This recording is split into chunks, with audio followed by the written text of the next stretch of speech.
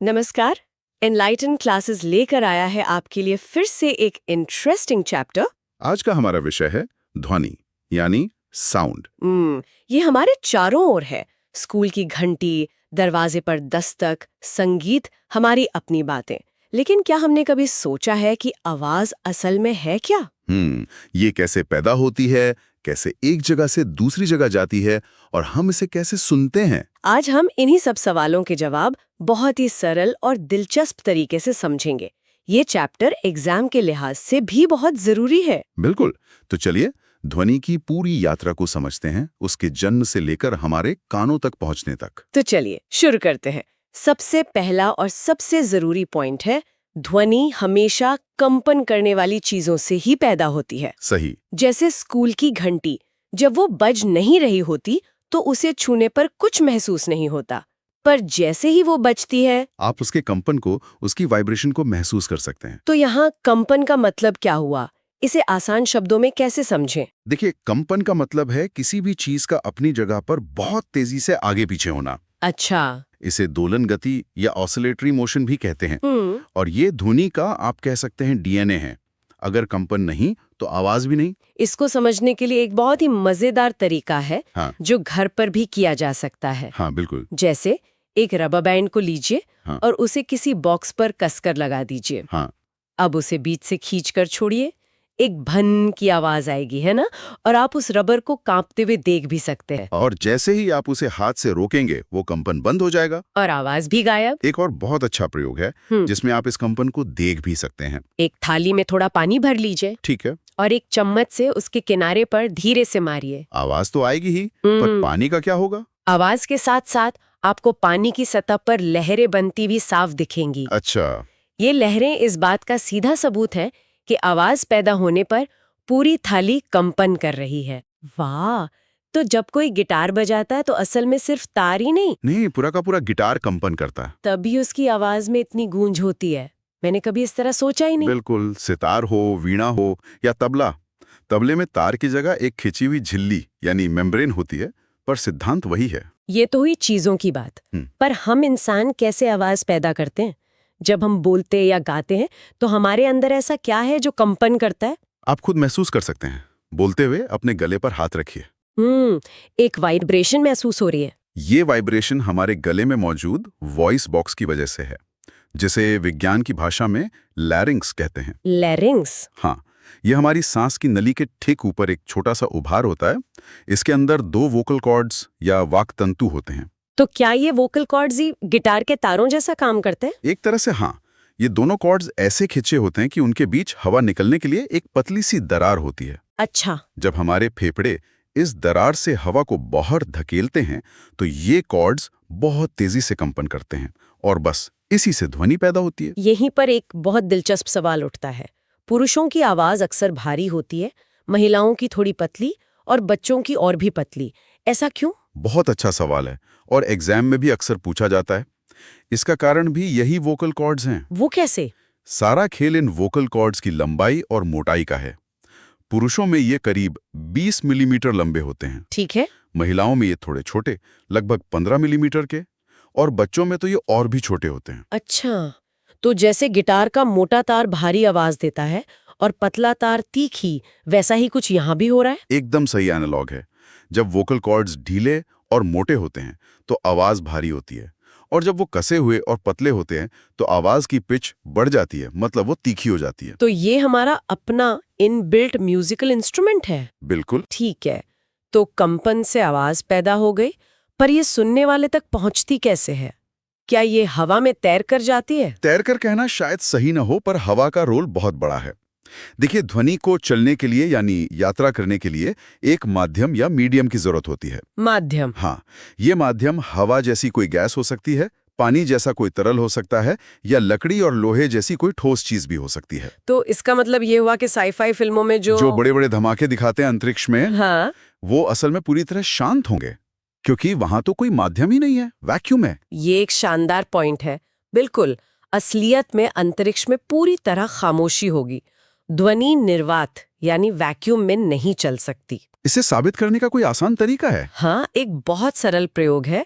एक ग्लास में अपना मोबाइल रखकर उस पर कॉल कीजिए। ठीक है, आवाज साफ सुनाई देगी। अब ग्लास के मुंह पर हाथ रखकर या मुंह से सटाकर उसके अंदर की हवा को खींचने की कोशिश कीजिए, और जैसे जैसे हवा कम होती जाएगी फोन की रिंगटोन धीमी पड़ती जाएगी।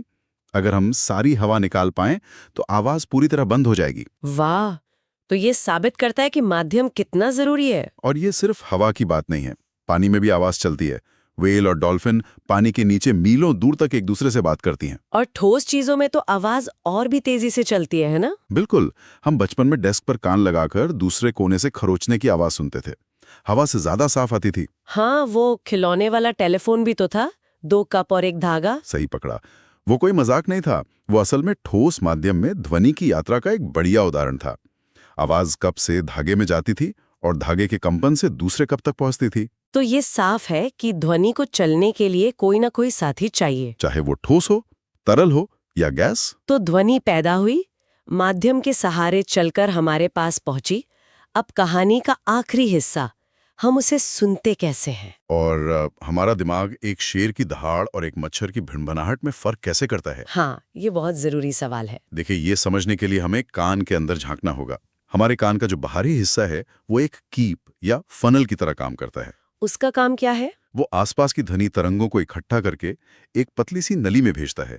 इस नली के आखिर में एक बहुत नाजुक तनी हुई झिल्ली होती है। Ear drum. हाँ, ईयर ड्रम या कर्णपटल। अच्छा, तो जैसे तबले की झिल्ली कंपन करती हैं, वैसे ही हमारा ईयर ड्रम भी करता होगा? एकदम सही।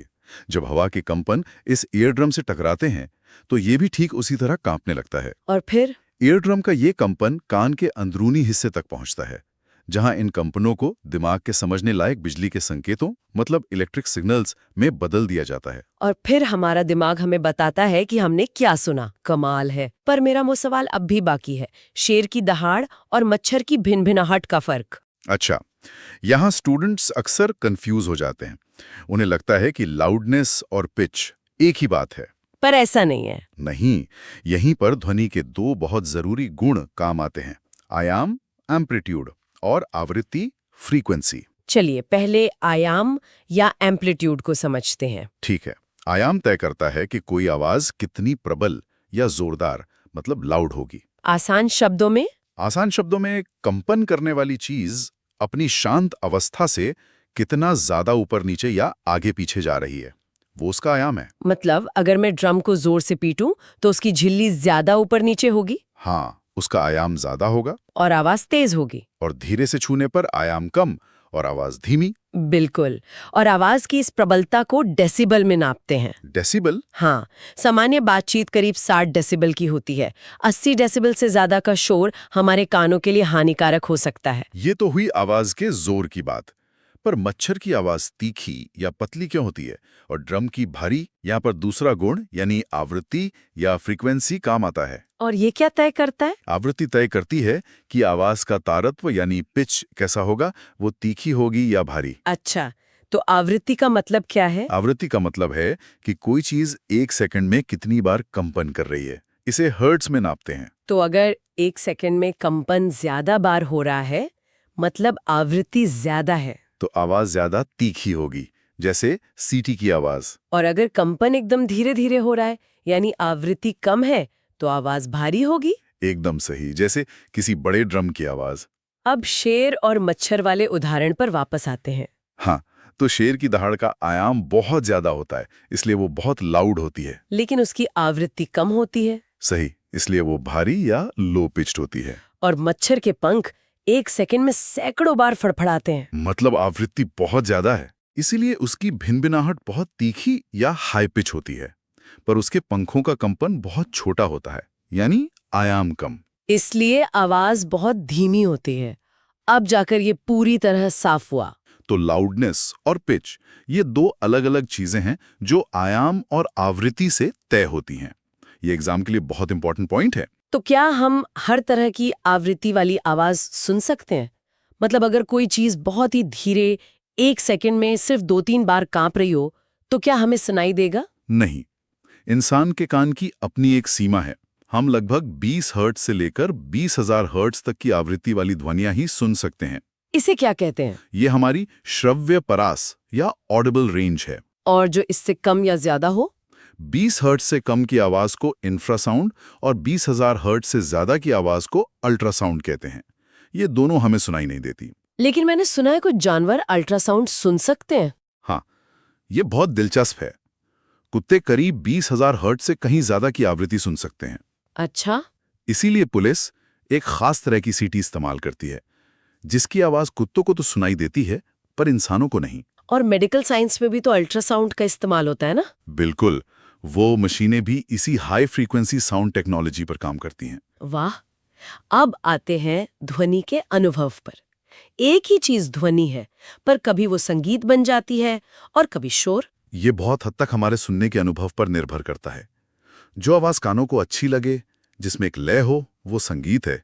और जो आवाज कानों को चुभे, परेशान करे, उसे हम शोर कहते हैं। जैसे ट्रैफिक का हॉर्न या कंस्ट्रक्शन साइट की आवाजें। लेकिन एक अच्छी बात यह है कि अगर संगीत को भी बहुत तेज आवाज में बजाया जाए तो वो भी शोर बन जाता है। बिल्कुल, और यहीं से ध्वनि प्रदूषण या नॉइस पोल्यूशन की समस्या शुरू होती है। इसे कैसे परिभाषित करेंगे? सीधे शब्दों में कहें तो हमारे आसपास जब जरूरत से ज्यादा या बेमतलब का शोर भर जाता है, तो बस उसी को हम ध्वनि प्रदूषण कहते हैं। इसके मुख्य कारण क्या हैं? गाड़ियों का शोर, लाउडस्पीकर, फैक्ट्रियों की मशीनें, पटाखे, यहाँ तक कि घर में ऊंची आवाज में चलता टीवी या कूलर भी। और ये सिर्फ चिढ़ पैदा नहीं करता, इसके हमारी सेहत पर भी बुरे असर होते हैं। हाँ, ये एक गंभीर समस्या है। लगातार शोर में रहने से नींद ना आना, हाई ब्लड प्रेशर, चिंता जैसी परेशानियां हो सकती हैं। और सुनने की क्षमता पर भी तो असर पड़ता है। बिल्कुल, ज्यादा तेज आवाज सुनने की क्षमता को हमेशा के लिए या कुछ समय के लिए खत्म भी कर सकती है। तो इसे कंट्रोल करने के लिए क्या किया जा सकता है? कुछ व्यवहारिक उपाय हैं, जैसे गाड़ियों और मशीनों में साइलेंसर का इस्तेमाल करना, फैक्ट्रियों को रिहायशी इलाकों से दूर बनाना। और एक बहुत ही आसान और असरदार तरीका है पेड़ लगाना। सही कहा, सड़क के किनारे लगे पेड़ एक नेचुरल साउंड बैरियर की तरह काम करते हैं और शोर को सोख कर उसके असर को कम कर देते हैं। तो आज हमने ध्वनि की पूरी कहानी समझी, एक कंपन से लेकर उसके हवा में सफर करने, हमारे ईयर ड्रम से टकराने और दिमाग तक पहुंचने की पूरी प्रक्रिया। और हमने आयाम और आवृत्ति जैसे जरूरी गुणों को भी समझा, जो तय करते हैं कि कोई आवाज कैसी सुनाई देगी। अंत में एक दिलचस्प विचार के साथ आज की चर्चा समाप्त करते हैं। हाँ, हैदराबाद के पास गोलकुंडा किले का जिक्र आता है।